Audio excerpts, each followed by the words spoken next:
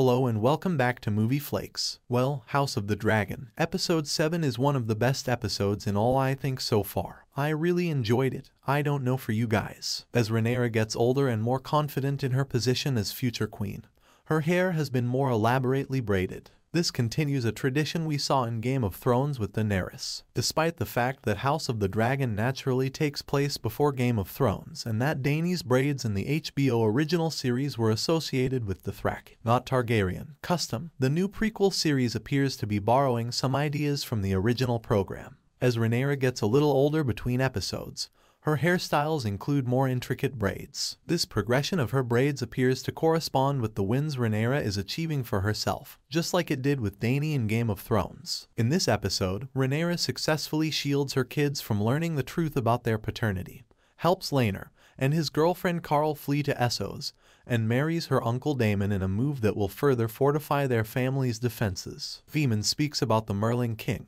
the deity House Velaryon claims granted them the Driftwood throne, at Laena's funeral. Laena is being transported to the Eternal Waters, the kingdom of the Merling King, according to Vaemond, who has the appearance of a priest. The people who came from the countries around the Narrow Sea worship a deity called the Merling King, in contrast to the Greyjoys in Game of Thrones who worship the drowned god at the Iron Islands. The Velaryon's Driftwood throne, which may be seen in the Great Hall of High Tide Castle, is supposed to have been a gift from the Merling King, according to George R.R. Martin's Fire and Blood novel. The Driftwood throne is now held by Lord Corlys Velaryon, and in the event of his death, Lucerys will take his place. Luke, Rhaenyra's second child, who goes by that name most of the time, in her one-on-one conversation with Luke in the Sunday episode.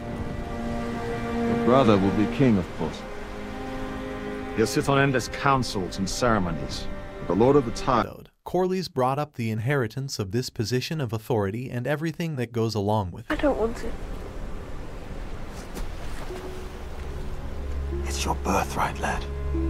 At least 5 dragons from the Targaryen and Velaryon families hung out together in this episode, which was set at the High Tide Castle and featured the largest dragon gathering yet seen by fans. There are 5 dragons in all visible in this image, maybe belonging to Daemon, Rhaenyra, Laenor, Rhaenys, Aegon, Baela, or Helaena. Between episodes 5 and 6, Laena Velaryon seized Vihagar, who had previously been Queen Visneas. However, in the episode that aired on Sunday night, we witnessed young Aemon Targaryen, the son of King Viserys and Queen Alicent, claiming Vihagar as his own. Because she foresaw Aemon losing an eye as a result of claiming a dragon, Helaena appears to be a rare dragon dreamer. Helaena, an 11-year-old, was playing with a collection of bugs and speaking in cryptic phrases when we first met her in episode 6. Helaena foretold what it would cost her brother Aemon as she listened to them discuss his desire for a dragon with Alicent.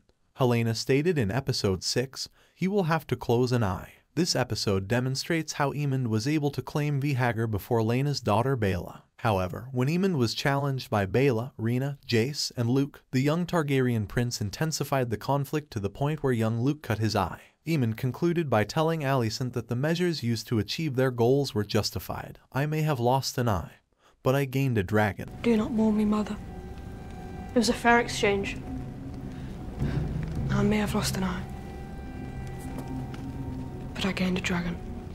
The world's oldest and largest dragon has just joined Team Green as the lines of struggle between Queen Alicent's supporters and Princess Rhaenyra's royal court continue to be formed. Laenor is just stated to have been killed by Qarl in Fire and Blood. However, House of the Dragon surprised book readers by revealing how he managed to flee thanks to a scheme hatched by Daemon and Rhaenyra. Laenor appears in the Sunday episode. In Fire and Blood, Laenor's passing was explained as follows. Sir Laenor Velaryon, the Princess Rhaenyra's husband and the presumed father of her children, was fatally stabbed by his friend and companion Sir Qarl Corey while visiting a fair in Spicetown. When Lord Velaryon arrived to retrieve his son's body, traders at the fair informed him that the 2 men had been arguing loudly before blades were drawn.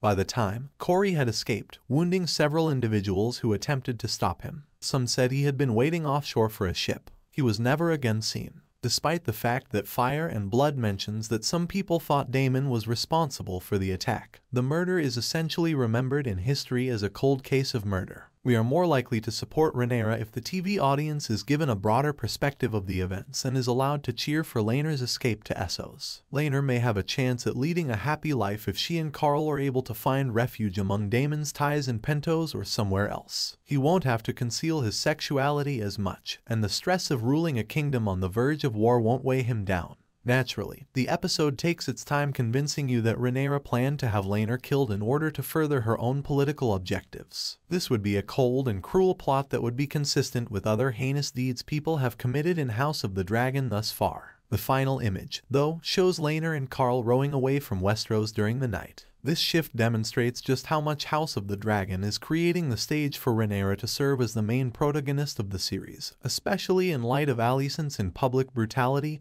and violence in the episode. Thanks for watching. Don't forget to like, comment, and subscribe for more videos.